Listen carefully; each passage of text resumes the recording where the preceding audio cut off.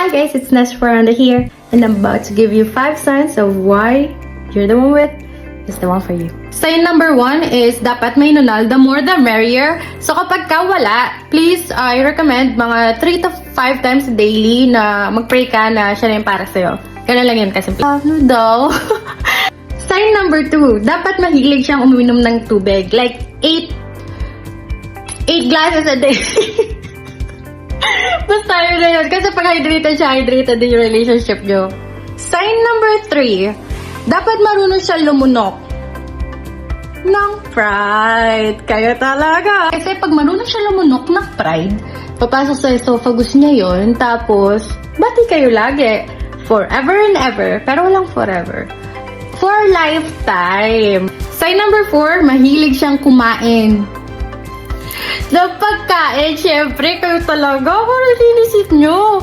Syempre, pag mahilig siyang kumain, kasama ka niya for lifetime kumain, di ba? Hindi ka magugutom. Di ba?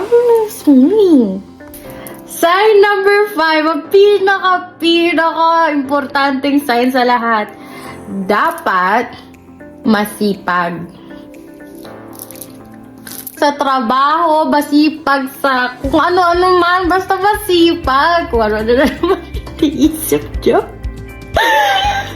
Basta yun, ibig sabihin, like, you know, hindi kayo masyado mahihirapan sa buwan kasi masipag, magtrabaho, gumawa ng paraan sa buhay. Diba? At doon na nga natatapos ang ating 5 signs kung bakit siya na yung para sa'yo. Natapos ko na yung vlog ko. Grabe. Kung ano man yung source ko, utak ko lang yung wag masyadong seryosohin. Kung perfect ka, bawal ka dito sa vlog na to because my vlog is not perfect friendly. Okay? At doon na nga natapos ang ating 5 cents kung bakit siya na yung para sa'yo.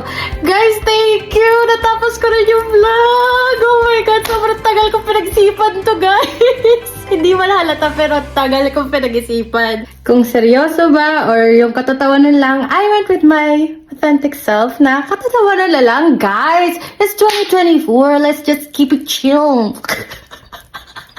Keep it chill lang, okay? I love you guys. See you on the next video.